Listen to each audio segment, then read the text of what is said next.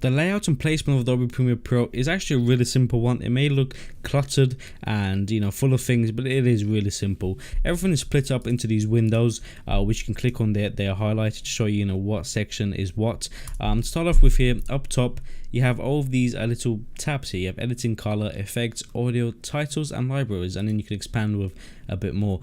Some don't come, some softwares or some versions of Adobe Premiere don't come with these set on. So what you want to do on a Windows and Mac is go on Window, Workspaces, and then All Panels. Once you click that, all of them will appear here, so you can have them at your expense. So mainly you want to be on the editing tab. This tab gives you the most amount of space in terms of the timeline, so you want to see like a bigger portion of your timeline, and it's not as cluttered, so it gives you more space to edit your video, add stuff in, and see more.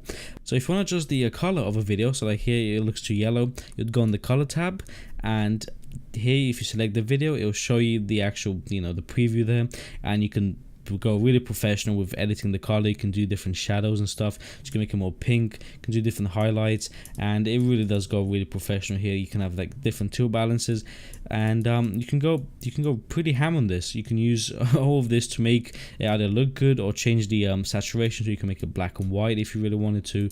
There you go, so black and white, that's how you do it. Or you can add an effect, which we'll go into later. So that's your color tab. You have color wheels and different adjustments that you can make. Going into the effects tab, a really important tab of Premiere Pro. This is where all your effects lay. So I have made a personal folder here where I stack all of my effects that I use on a day-to-day basis for my YouTube. You can do that by creating a new custom bin, really easy. But otherwise, everything else will be under audio effects and transitions. So here you can see the different transitions for audio. Where exponential fade would be where the audio fades, out, in to out, or from out to in. And then audio effects would be stuff like noise reductions, different balancing, distortion. You can mute different things, so really a lot to play around here with. So I definitely use some of these effects in my own videos, and I'll show you how to use them in another video of this tutorial. So do hold up, I'll show you how to use them and what they'll do, or what most of them do for YouTube basically.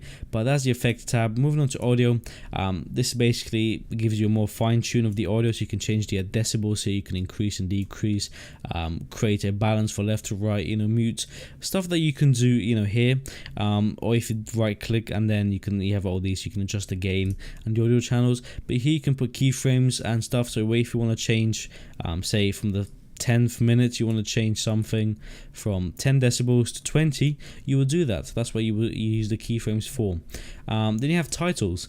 Titles are basically, it is what it sounds like. You add titles into your video, so you would just choose a title style here, drag and drop into the media browser, and then you can edit them over here, which is by title properties. Really simple to use. And then you have libraries, which is to do with Adobe Creative Cloud, which we don't need.